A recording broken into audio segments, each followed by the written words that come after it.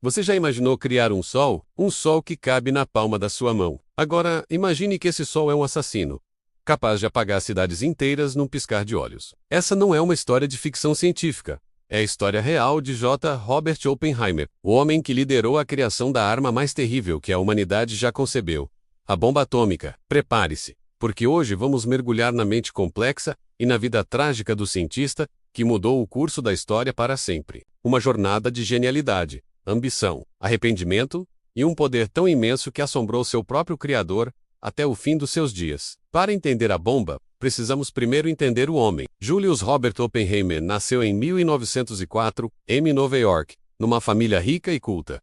Desde cedo, ele era diferente. Unprecedented. Aos 12 anos, já dava palestras sobre geologia para especialistas. Ele não era apenas inteligente, era um polímata, apaixonado por física, química, poesia, filosofia e até sânscrito. Ele devorava conhecimento. Sua jornada acadêmica o levou para as melhores universidades do mundo, Harvard, Cambridge. Na Europa, ele mergulhou de cabeça na revolução da física quântica, convivendo com gigantes como Niels Bohr e Max Born.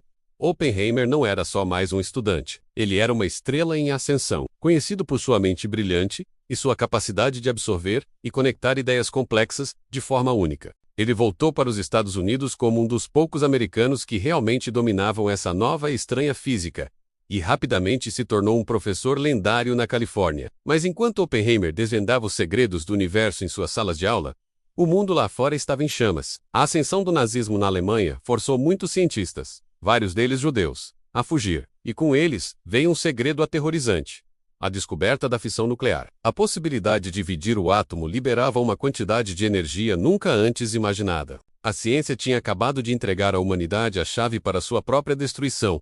Imagine o medo. O medo de que os nazistas, liderados por Hitler, conseguissem construir uma bomba atômica primeiro. Foi esse medo que levou Albert Einstein, o cientista mais famoso do mundo, a escrever uma carta ao presidente americano Franklin Roosevelt, alertando sobre esse perigo iminente. A resposta dos Estados Unidos foi rápida e secreta. Nasceu assim o projeto Manhattan. O desafio era monumental: reunir os maiores cérebros do planeta, construir uma cidade secreta do zero e, em completo sigilo, projetar e construir uma arma baseada em teorias que mal tinham saído do papel. E para liderar essa tarefa impossível, quem eles escolheram? Não um general, não um político, mas um físico teórico de 38 anos, J.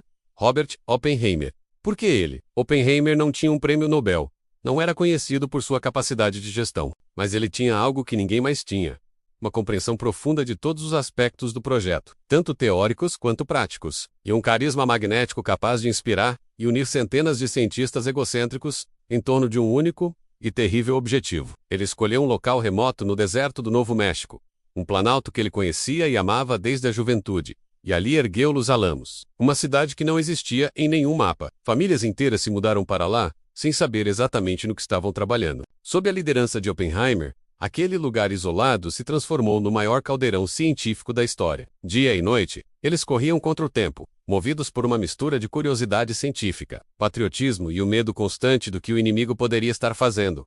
Oppenheimer estava no centro de tudo. Ele era o maestro dessa orquestra caótica de gênios. Ele coordenava o trabalho, resolvia disputas, motivava a equipe e, ao mesmo tempo, lutava com seus próprios demônios internos. Ele sabia melhor do que ninguém o que eles estavam construindo.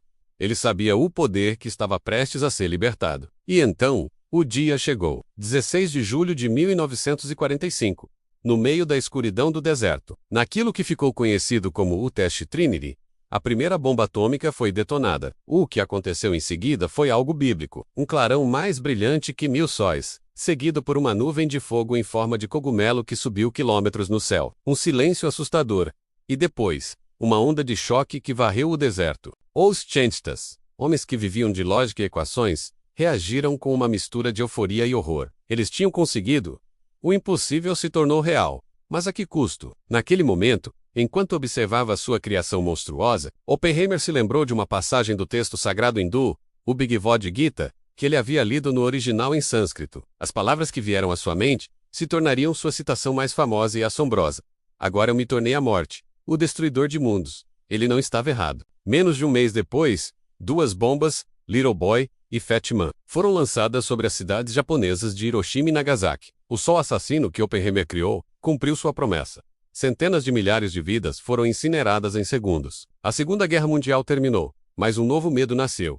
O medo da aniquilação nuclear. Para o mundo, Oppenheimer se tornou o pai da bomba atômica. Ele foi capa de revistas, celebrado como um herói nacional. Mas por dentro, o peso do que ele havia feito começou a esmagá-lo. A euforia da vitória científica deu lugar a um profundo e duradouro arrependimento. Ele viu que a caixa de Pandora havia sido aberta e que o gênio nuclear jamais poderia ser colocado de volta na garrafa. Apus Aguera. A vida de Oppenheimer tomou um rumo dramático. Ele se tornou um fervoroso defensor do controle internacional de armas nucleares. Ele argumentou que o segredo atômico não poderia ser mantido e que a única saída era a transparência e a cooperação global para evitar uma corrida armamentista catastrófica. Ele se opôs veementemente ao desenvolvimento da bomba de hidrogênio, uma arma 1000 vezes mais poderosa que a de Hiroshima. Sua postura o colocou em rota de colisão direta com políticos e militares poderosos em Washington, que o viam como ingênuo, ou pior, como uma ameaça à segurança nacional. Seus inimigos, liderados pelo influente Louis Strauss, usaram o passado de Oppenheimer contra ele, suas associações com comunistas antes da guerra, sua complexa vida pessoal e sua oposição à política nuclear do governo. Em 1954, no auge da caça às bruxas do macartismo, Oppenheimer foi submetido a uma humilhante audiência de segurança. Ele foi interrogado, sua lealdade foi questionada e seu caráter foi destruído publicamente. No final, sua credencial de segurança foi revogada. O pai da bomba atômica foi efetivamente expulso do governo que ele mesmo ajudou a armar. Foi uma traição devastadora. O homem que deu aos Estados Unidos seu poder supremo foi declarado indigno de confiança para lidar com seus próprios segredos. Oppenheimer passou o resto de sua vida como um exilado intelectual. Ele continuou a lecionar e a dirigir o Instituto de Estudos Avançados em Princeton. Mas a sombra de Los Alamos e a humilhação de sua audiência nunca o abandonaram. Ele se tornou um símbolo trágico da era nuclear. O gênio que, em sua busca por conhecimento, libertou uma força que não podia controlar e que, no fim, se voltou contra ele. A história de J. Robert Oppenheimer é mais do que a biografia de um cientista. É uma reflexão sobre a responsabilidade da ciência, sobre os limites da ambição humana e sobre as consequências morais de nossas criações. Ele nos força a perguntar: só porque podemos fazer algo, significa que devemos? Oppenheimer não era um vilão, nem um santo. Ele era um ser humano brilhante, complexo e falho, que se viu no centro de um dos momentos mais decisivos da história. Sua criação mudou a guerra, a geopolítica e a própria consciência humana. Vivemos até hoje sob a sombra daquela nuvem de cogumelo, na era que ele inaugurou. A história do Sol assassino e de seu criador arrependido é uma lição que nunca, jamais, podemos nos dar ao luxo de esquecer. Obrigado por assistir. Se você se interessa por histórias que moldaram nosso mundo, não se esqueça de curtir o vídeo, se inscrever no canal e ativar as notificações. A próxima!